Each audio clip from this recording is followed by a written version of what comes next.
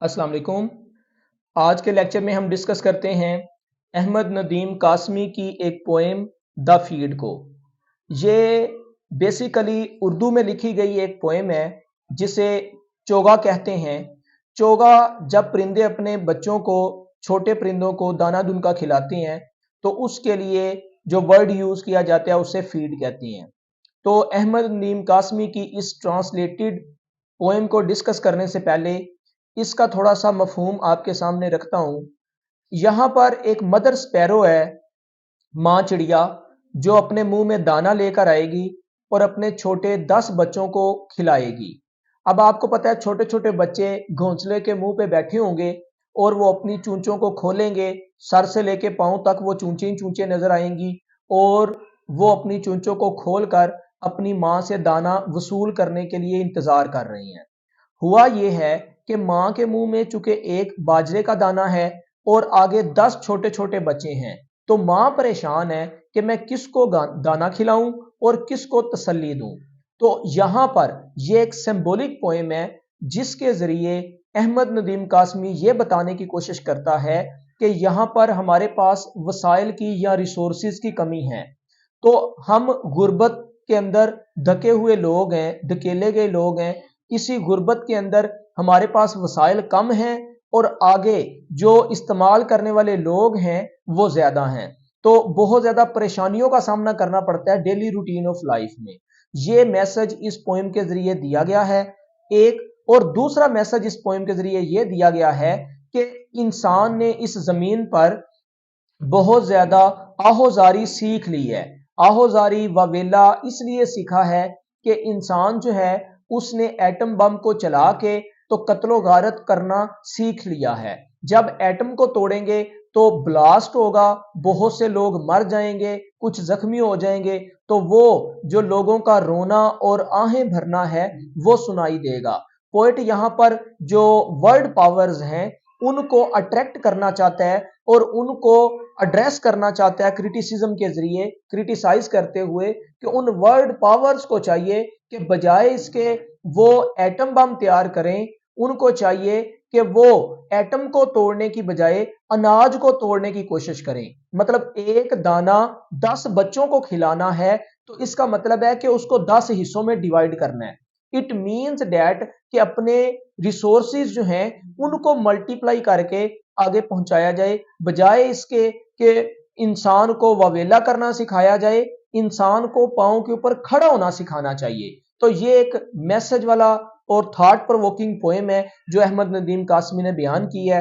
अहमद नदीम कासमी 1916 के अंदर इनकी बर्थ है, पाकिस्तान के अंदर ये रहने वाले हैं और उर्दू लिटरेचर में इनका बहुत बड़ा नाम है। इनको उर्दू लिटरेचर की वजह से जो अवार्ड्स दिए गए उनमें प्राइड ऑफ परफॉर्मेंस का अवार्ड इनके पास मौजूद है। उसके अलावा सितारे इम्तियाज इनको एजाजी तौर पर अवार्ड से नवाजा गया। तो इसके अलावा इनके बहुत से वर्क्स हैं और बहुत ज्यादा मायानाज शख्सियत हैं जिन्होंने ह्यूमनिज्म के ऊपर बहुत ज्यादा आवाज उठाई है। और इस पोएम में अब हम इसकी टेक्स्ट को डिस्कस करते हैं जो कि फ्री वर्स पोएम है जिसके अंदर मीटर और राइम नहीं पाई जाएगी। क्योंकि ये उर्दू से इंग्लिश ट्रांसलेशन की गई है तो इस वजह से इसका सादा सा मफहूम और ये एक सादा सी पोएम है वो मैंने आप तक मैसेज पहुंचा दिया है।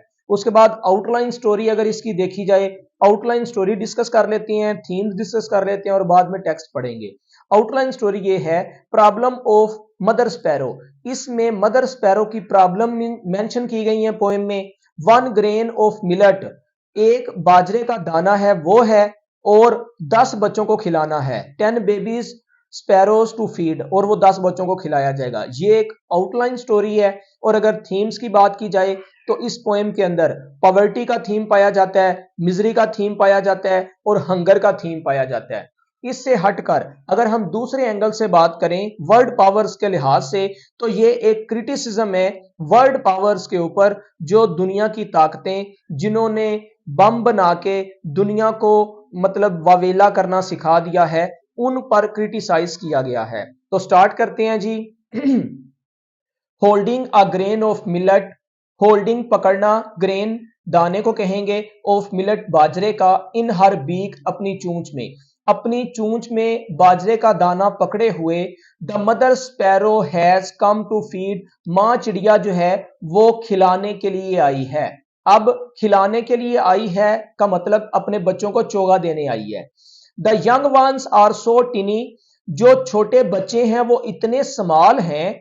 एंड टिनी एंड स्मॉल दोनों का मीनिंग है छोटे छोटे, वो छोटे इतने छोटे हैं। From head to toe, toe का मतलब होता है पंजा, हेड का मतलब है सर, सर से लेके पांव तक। दे आर बीक्स, जब वो मुंह खोलते हैं तो सिर्फ चूंचे ही नजर आती हैं, सिर्फ चूंचे ही चूंचे दिखाई देती हैं।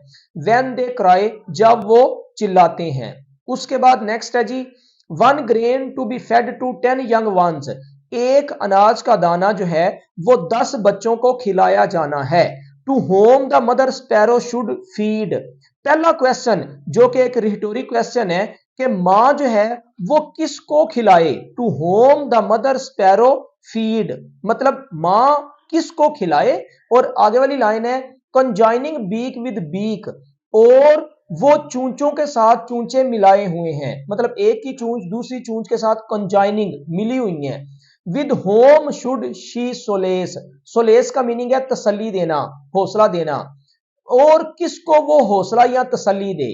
फिशरिंग द आटम, अब यहां पर मैसेज वो बदल रहा है। यहां तो एक मदर की इस लाइन तक, रिटोरिक क्वेश्चन तक, मदर की जो परेशानी है उसको मेंशन किया गया है कि उसके पास एक दाना है और 10 बच्चे खाने वाले हैं। नेक्स्ट वो क्या मैसेज देना चाहता है, फिशरिंग द आटम, एटम को तोड़कर। You have learn to weep and wail, यहां पर वेल का वर्ड है आहोजारी करना। एटम तोड़कर तुमने आहोजारी सीख ली है और रोना सीख लिया है। इन अ लाउड टोन, ऊंची आवाज में। आगे पोएट कहते हैं स्प्लिटिंग द ग्रेन, दाना तोड़कर या अनाज को तकसीम करके तोड़कर।